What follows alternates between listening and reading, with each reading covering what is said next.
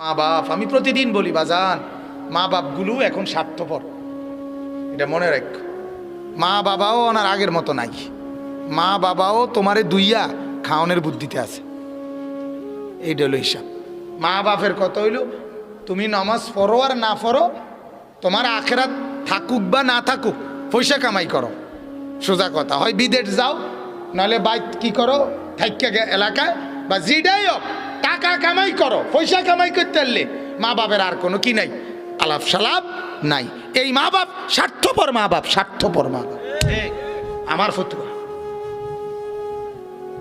হ্যাঁ, যে মা বাপ তার চোখের সামনে ছেলে 1 বছর যাবত আপনার উপযুক্ত ছেলে মেয়ে কোনোদিন ফজরের নামাজ পড়ে না, অথচ আপনার কলিজায় কোনো ব্যথা নাই, পেরেশানি নাই, অস্থিরতা নাই, টেনশন নাই, চোখে পানি নাই, আহাজারি নাই, ওই মা বাপ স্বার্থপর, স্বার্থপর, স্বার্থপর। হ্যাঁ, আমি বললাম, নাহলে জবাব দেন। টার্গেট একটাই, ফুট পয়সা কামাও, বাইক বিল্ডিং করুন। তোর জ্যাডা কইছে জমি হ্যান বেচবো, টাকা পয়সা আগের থেকে বাইল করে না রাখলে আমরা যে কোনো সময় ফট করে বেচ চালাইতো চাইলে, যদি টেহার মিল না থাকে তো মানুষের তে বেচ চালাইব। কাজে টাকা রেডি রাখো, তুই যা বিদেশ টেহা মিল করে রাখি, যাতে তোর জ্যাডা কইলেই জমিটা কিনা লাইতে পারে। ঠিক কিনা বলেন না? হ্যাঁ, বিট বাজারের বিট কথা কইয়া রাখছে, টাকা রেডি রাখিস, কইবার লক লক টাকা পাঠাইবি যাতে বিটটা কিনতে পারি। এই টার্গেট শুধু কি দুনিয়া, টার্গেট শুধু কি? যদি বলেন এটি তো হুজুর নিজের লাগিয়ে কি আর করছিনি, জিফুতের লাগিয়ে, জিফুতের নামাজ রোজা ছাড়া, আখেরাত বন্দেগি ছাড়া আমনেরে জিফুতের লাইগা এতগুলো জমি, এত টাকার বিল্ডিং, এত কিছু করতে ভুললা আল্লাহ কোরআনে বলছিনি? কথা বলেন না কেন? নবীজি আপনাকে বলছিনি? তো আপনি কাঁদতে বুদ্ধি লইয়া এই মেহনতটা করতেছেন? কার সিদ্ধান্ত, কার পরামর্শে করছেন আপনি বলেন? কার পরামর্শ? অতএব আপনি আপনার ফয়সালা বিনা। এজন্য বাবা আমি অনুরোধ করছি, বাপ নিজেকে এভাবে নষ্ট করো না। নিজের জীবন, এক নারীর ছবি, মোবাইলের উলঙ্গ ছবি, অশ্লীল দৃশ্য, বেহায়াপনার সিনারি, এটা জীবনের শেষ কথা না বাজা। তুমি এজন্যই পৃথিবীতে আসো নাই যে সারা দিন শুধু মহিলার পিছনে শাহওয়াত, এক লজ্জাস্থানের শাহওয়াত, এক যৌন সুখ, এতটুকুর জন্যই তুমি পৃথিবীতে আসো নাই। আরো বহু উদ্দেশ্যে তোমাকে পৃথিবীতে পাঠানো হয়েছে। তুমি শুধু দিবা রাত্রি বেড়ি লইয়া বইয়ে দেখবা, এটার জন্য তোমার এই পৃথিবীতে বানায় নাই বেটা। আমি ডাইরেক্ট বললাম, খোলামেলা বললাম, খোলামেলা বললাম।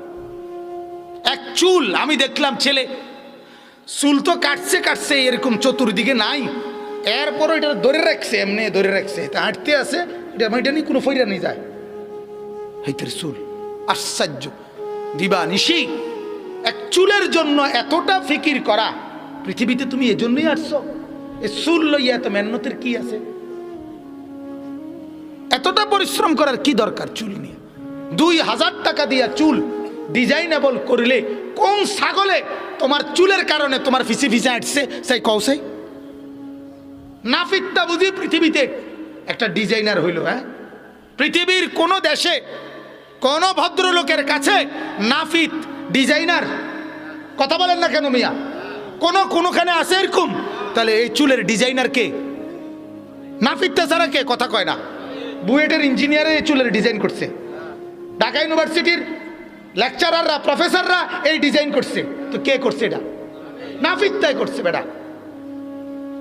তোর রুচি দেখ বেটা, তুই বেটা, তোর শিক্ষার গুণ তুই দেখ বেটা, তোর নিজের বিবেককে তুই বল বেটা, তোর ডিজাইন কে করলো? আমার এই ডিজাইন মোহাম্মদ আরবির ডিজাইন, আমার এই দাড়ি আমার রসুলের ডিজাইন, আমার মাওলার দেওয়া ডিজাইন। তোমারটার লগে তুমি তুলনা করো? আমার চাইতে তুমি বুদ্ধিমান কেমনে? বুঝায় দাও আমারে। দাঁড়াও, দাঁড়াও বেটা, বলো মিয়া। কোরআনুল কারীমে আছে, আল্লাহ তাআলা বলেন, ওয়ালাকাদ খালাকনাকুম সুম্মা সাওয়ারনাকুম। বান্দা, আমি তোমাকে বানিয়েছি, আমি তোমাকে সাজিয়েছি। বানাইছে কে? সাজাইছে কে? হ্যাঁ, এটা কোরআন। আল্লাহ বলে আমি বানিয়েছি, আমি সাজিয়েছি, বানাইছি আমি, সাজিয়েছি আমি। আমার সাজের চাইতে উত্তম সাজ হইতে সিবগাতাল্লাহ ওয়ামান আহসানু মিনাল্লাহি সিবগা। আল্লাহ বলেন বান্দা আমি মাওলার রঙে রঙিন হও, আমি মাওলার রঙের চাইতে উত্তম কোন রং ঢং আর হইতে পারে না।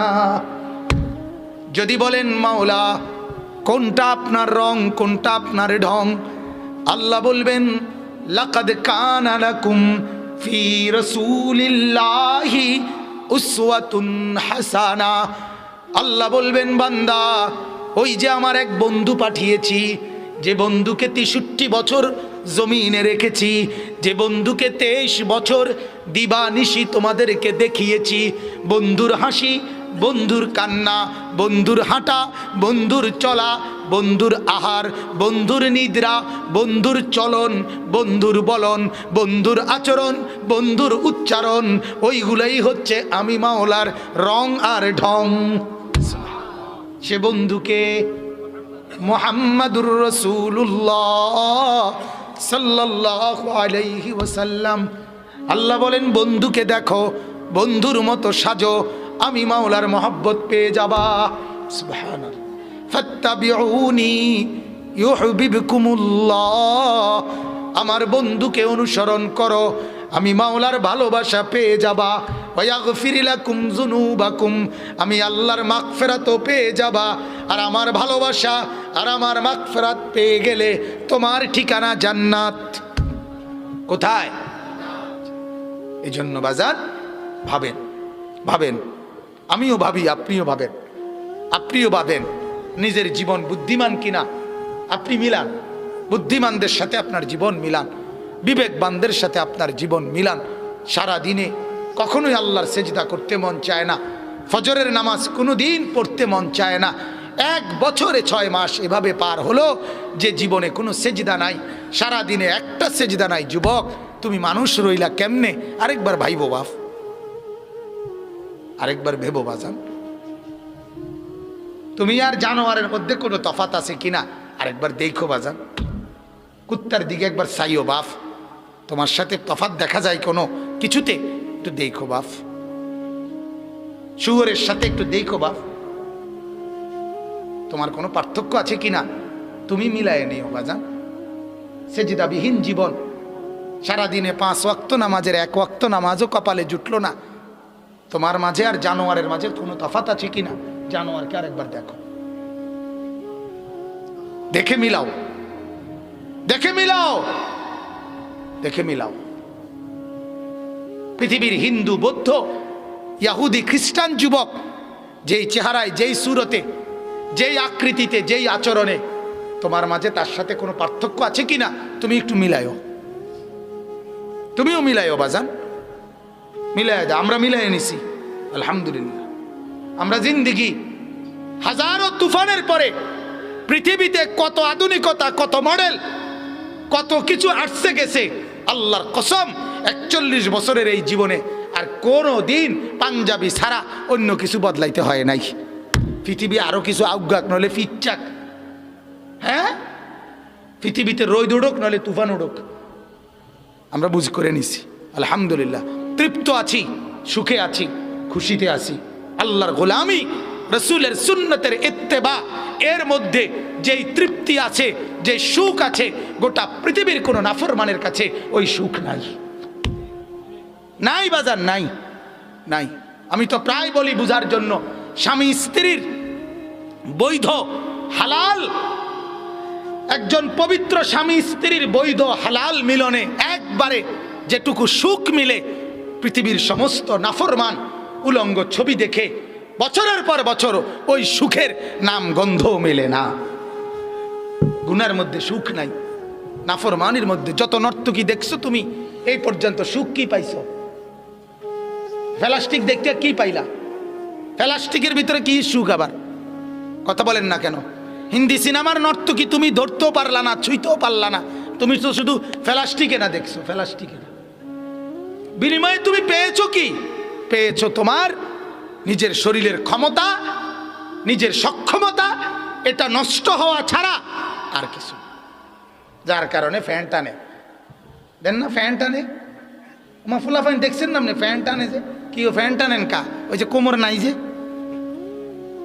হ্যাঁ কোনো হুজুরের জীবনে দেখছেন নি আপনি এরকম লুঙ্গি টানতে আপনি জীবনে দেখছেন নি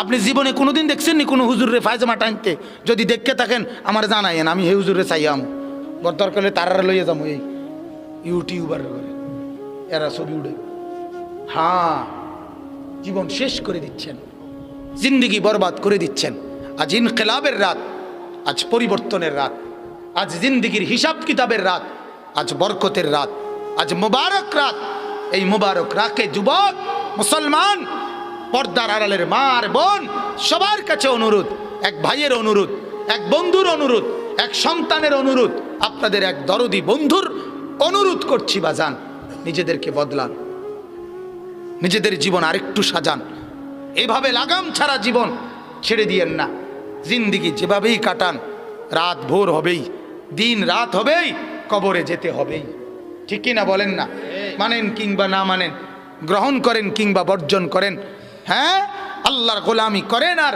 নাফরমানি করেন নির্দিষ্ট সময়ে চলে কিন্তু যেতেই হবে হবে কি না বলেন না বাপ হ্যাঁ রাত কিন্তু ভোর হয়ে যায় দিন কিন্তু রাত হয় সকাল দুপুর হয় ছোট্ট শরীর যৌবন হয় যৌবনের শরীর আবার বৃদ্ধ হয় কি না দেখতে দেখতে ওনার খবরও নাই কোন দিন ওনার জওয়ানি শরীর থেকে শরীরের সক্ষমতা চলে গেছে হাতের জায়গায় কিন্তু কি সেই যৌবনের শক্তি আছে না হাত পাও সব জায়গাতে আছে না কথা বলে না কেন কিন্তু ভেতরে শুধু কি নাই জওয়ানিটা নাই শক্তিটা নাই আল্লাহ তাআলা বলেন এভাবেই বান্দা রাত আর দিনের আবর্তনে কোনো এক ফাঁকে আমি তোমার যৌবনের শক্তি তোমার এই জওয়ানি আমি দূর করে তোমাকে বৃদ্ধ বানিয়ে দেব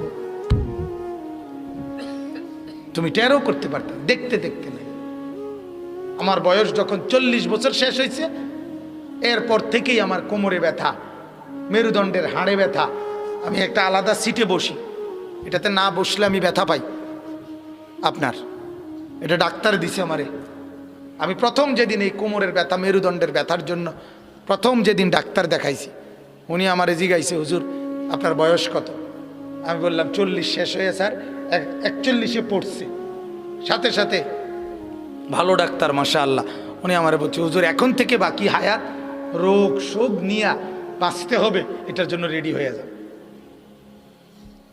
রঙের ঘুড়ি শেষ রঙের ঘুড়ি কি শেষ আজ আমি এরকম বয়ান থেকে নাইমা আস্তা 7 আপ ফ্রিজের ঠান্ডা একদম ঠান্ডা 7 আপ আস্তা 7 আপ 1 লিটার আধা লিটার পুরোটা খাইতাম তখন কিন্তু এখন যে দেখেন গরম পানি ছাড়া একটু এই আলাদা আপেল আঙ্গুর এগুলো খাইতেও ভয় লাগে যে ঠান্ডা নিয়ে লাগে যায় এই জিন্দিগি সময়ের ব্যবধান অল্প সময়ের ব্যবধান জিন্দিগি এলোমেলো অতএব বাপ রাত গভীরে অনুরোধ করছি আজ পরিবর্তনের রাতে এক বরকতময় রাতে এখনই ইনশাআল্লাহ আমরা গুনাহ থেকে তওবা করব ঠিক আছে ইনশাআল্লাহ সিদ্ধান্ত নিতে পারিনি বাপ দেখো না একটু হিম্মত করো না ভাইয়া আল্লাহ আমাদেরকে তৌফিক দান করুক আজকের এই শবে বরাতে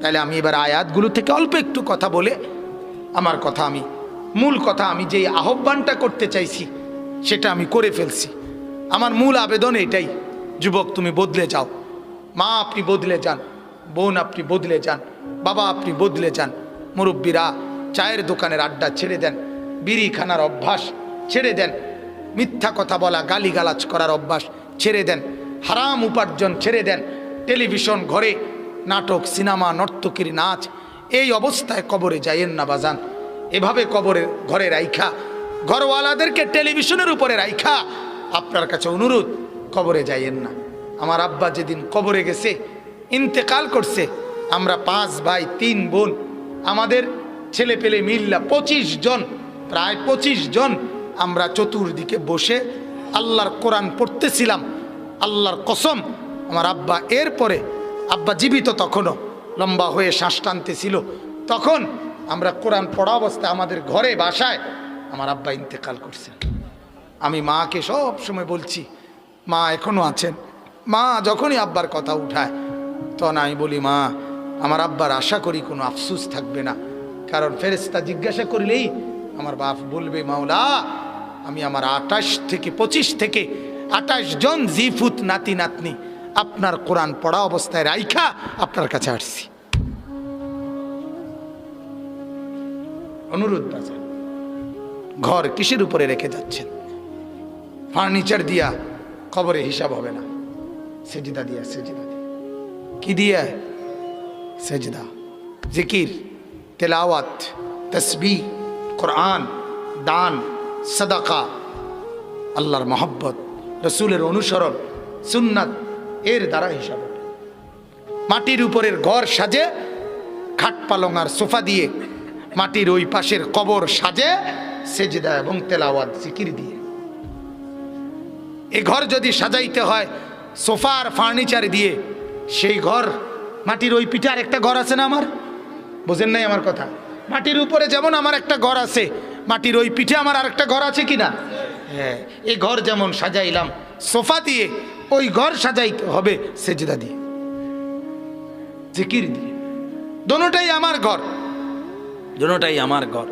এই ঘরের জন্য 60 বছর শেষ করে দিলেন বাজান, ওই ঘর সাজাবার জন্য আরেকবার হায়াত পাবেন?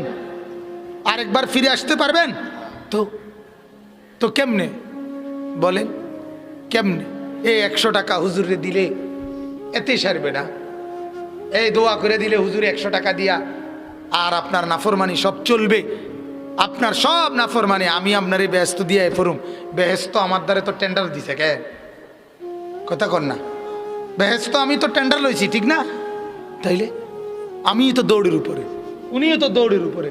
হাসরের ময়দানে ওনারে হিসাব দিতে হবে না, আমারে দিতে হবে না, বলেন না বাজান?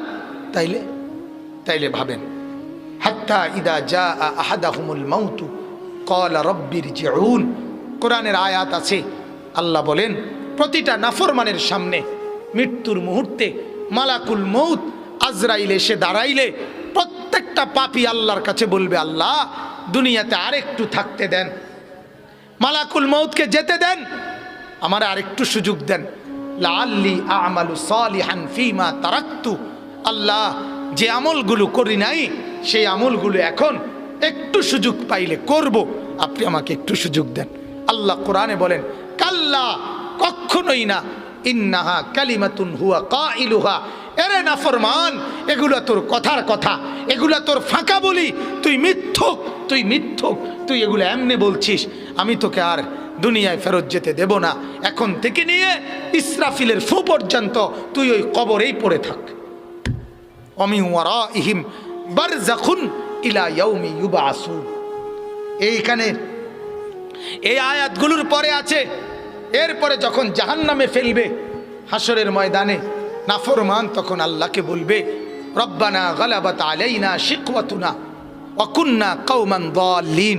যুবক শোনো আমার এই কথা, আল্লাহর কাছে নাফরমান জাহান্নামে পড়ে বলবে, আল্লাহ আমার এই কপাল বড় মন্দ, আমার এই কপাল বড় বদনসিব, আমি বড় অসভ্য, দাল্লিন, গোমরা, নাফরমানদের সাথে আমার জিন্দেগি কাটছিল, এই কারণে মাওলা আজ আমি আটকায় গেলাম।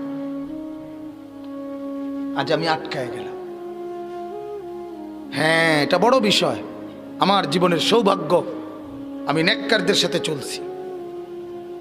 তোমার জীবনের বদনসিব, তুমি নাফরমান বন্ধুদের সাথে চলছো।